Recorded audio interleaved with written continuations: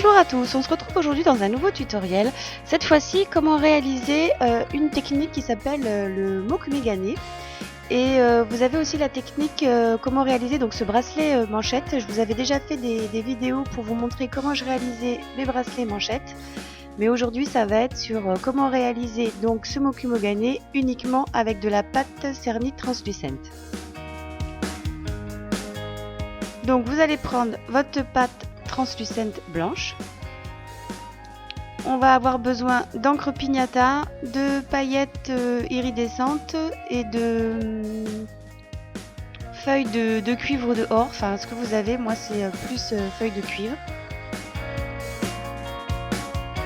Donc on va se servir de la BAP, on va mettre les encres pignata sur la première plaque, on vient ensuite poser de la feuille ici de cuivre. Je rajoute une deuxième plaque de cernite transparente que j'ai passée à la map au cran le plus fin. Je viens ensuite y déposer un petit peu de paillettes iridescentes. Donc là j'avais du vert clair transparent et du vert un petit peu plus foncé. Je repose encore une plaque de cernite transparente.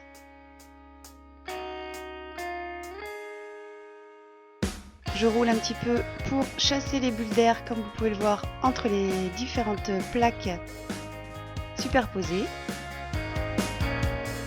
Ensuite, je vais prendre de la cernite translucente, toujours de couleur verte. Je l'étale, puis ensuite, je vais venir la passer à la map pour pouvoir la déposer à nouveau sur mes autres plaques. Donc vous allez superposer comme ça différentes plaques. Là j'ai utilisé encore la plaque verte. Donc je remets un petit peu de paillettes sur la translucide verte.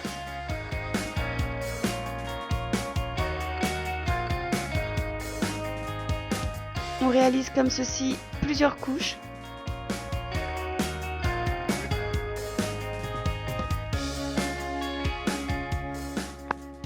Je rajoute un petit peu d'encre pignata bleue sur ma plaque verte.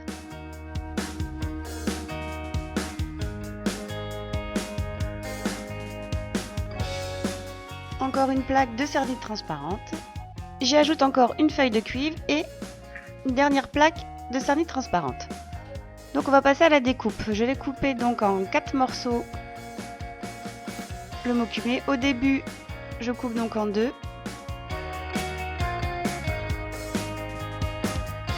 Puis en 4. Et je viens les superposer les unes sur les autres. Ensuite, j'aplatis bien mes plaques pour chasser les bulles d'air.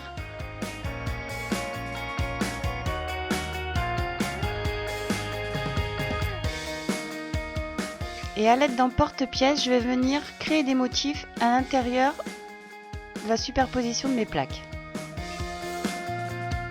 Alors vous pouvez utiliser toutes sortes d'outils que vous avez, ça peut être des dotting tools, ça peut être des emporte-pièces. Enfin il faut faire plusieurs marquages à l'intérieur de la pâte pour pouvoir ensuite avoir l'effet du mokumegane.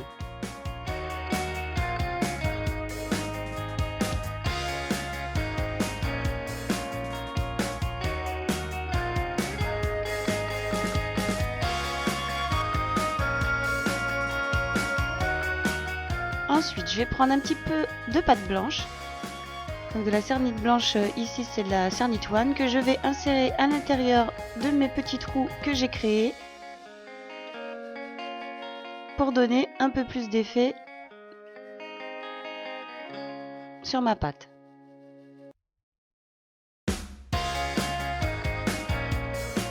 Donc une fois que j'ai réalisé cette étape, je viens remodeler le cube que j'avais formé pour lui redonner une certaine épaisseur pour pouvoir ensuite le découper en tranches.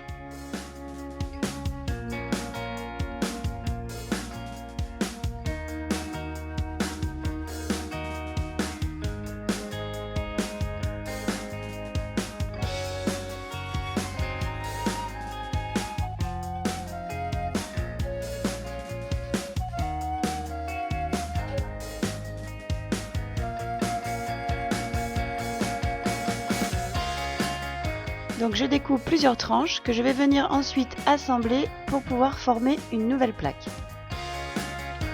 Je m'aide de papier film alimentaire, mais vous pouvez aussi utiliser du papier fleuriste qui est bien souvent plus pratique.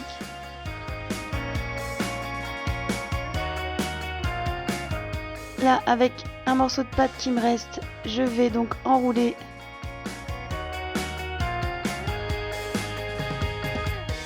le morceau de pâte pour pouvoir donner un nouvel effet.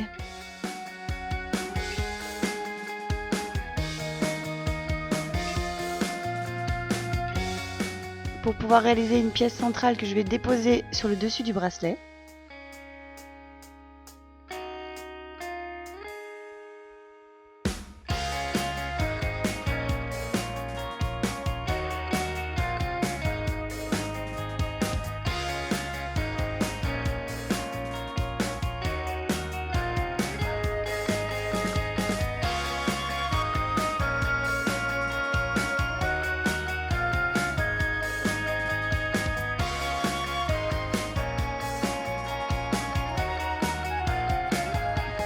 Ensuite, je viens écraser la canne que j'ai réalisée.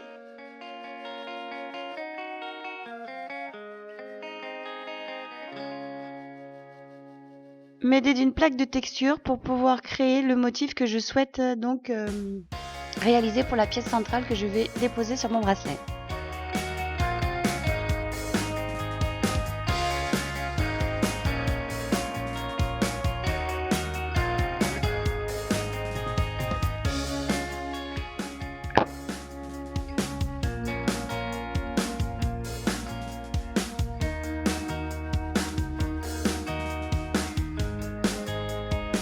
On passe à la création du bracelet manchette. Donc je prends mon support de bracelet en laiton.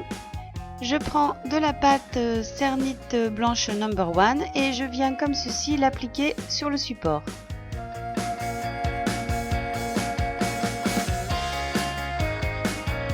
On le pose sur le support, on retire l'excédent de pâte qu'il y a tout autour. Et à l'aide du rouleau, on va venir chasser les bulles d'air.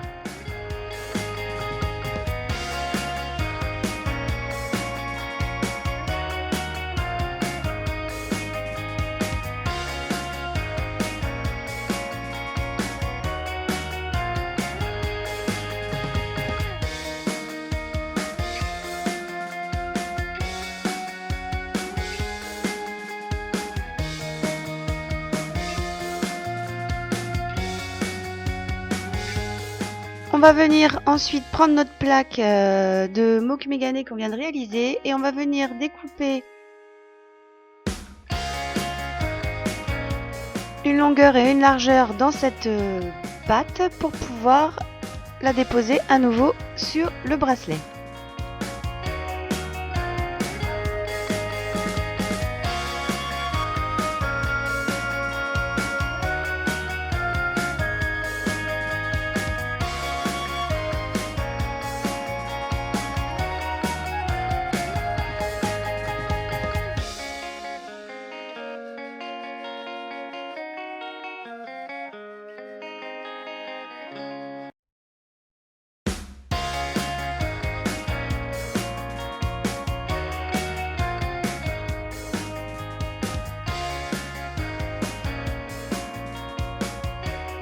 On habille à nouveau le bracelet et on vient s'aider du rouleau pour chasser les bulles d'air et pour bien coller les deux pattes entre elles. Ensuite, je viens prendre la petite pièce que j'ai réalisée, que je vais mettre au centre, au milieu de mon bracelet.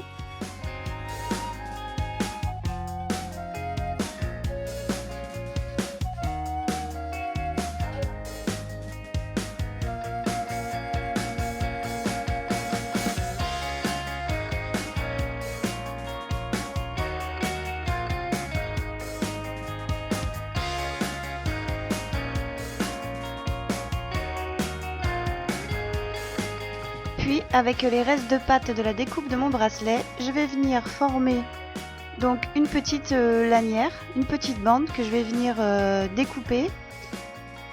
Et je vais venir terminer le bracelet en le collant sur le côté du bracelet. Donc je passe d'abord mon bracelet au four à 110 degrés pendant 30 minutes. Donc comme vous voyez, la couleur change avec l'effet des encres. Je retire donc le bracelet de son support et avec la bande que j'ai réalisée comme je vous ai expliqué précédemment, je viens la placer sur le contour du bracelet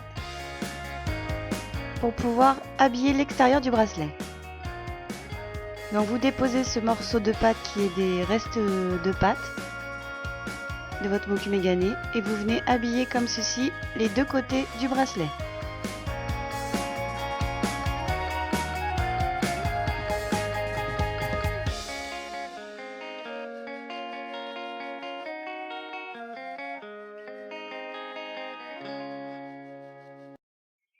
On va venir ensuite retirer les excédents de pâte. Comme petite astuce, moi ce que je fais pour être sûr que la pâte est bien lisse et bien aplatie de chaque côté du bracelet pour bien réaliser mes bords, je l'appuie comme ceci sur la plaque et ensuite je retire au fur et à mesure les excédents de pâte tout autour du bracelet.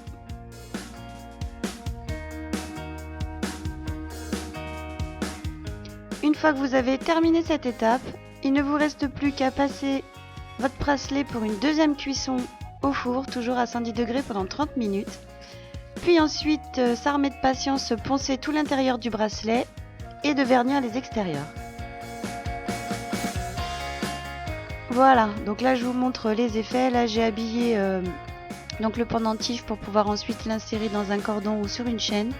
Donc comme vous pouvez voir, là on voit bien les effets des paillettes irisées à l'intérieur de la pâte.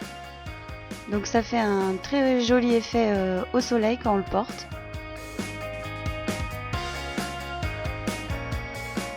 On voit aussi les effets de la plaque de cuivre qui donne un effet pailleté. Et là donc vous avez l'effet du mokume-gane tout autour du bracelet. Alors pour terminer ce bracelet, comme on me l'a déjà demandé, ce que vous pouvez faire, c'est soit vous réalisez 4 trous au bout du bracelet avant cuisson, ou sinon ensuite vous utilisez un Dremel et vous allez venir percer donc 4 trous au bout du bracelet manchette.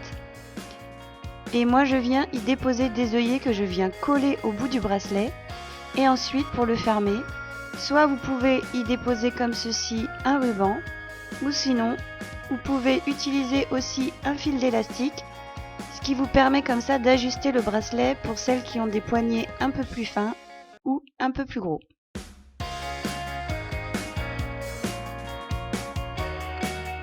Voilà pour ce tutoriel bracelet manchette mokume-gane en pâte cernite translucente. J'espère que ce tutoriel vous aura plu. Surtout n'hésitez pas à me dire si vous aimez ce genre de vidéo un peu plus technique avec des techniques un peu plus élaborées en polymère. N'hésitez pas non plus à vous abonner à la chaîne ou à liker si jamais les tutoriels vous plaisent. Et je vous donne rendez-vous donc très prochainement sur la chaîne pour plein de nouvelles vidéos encore cette année. Avec de nouvelles techniques en vidéo. Voilà, je vous dis donc à très vite, je vous embrasse et n'hésitez pas non plus à venir me rejoindre sur Insta ou sur Facebook pour suivre toutes les actus. Allez, je vous dis à bientôt, ciao!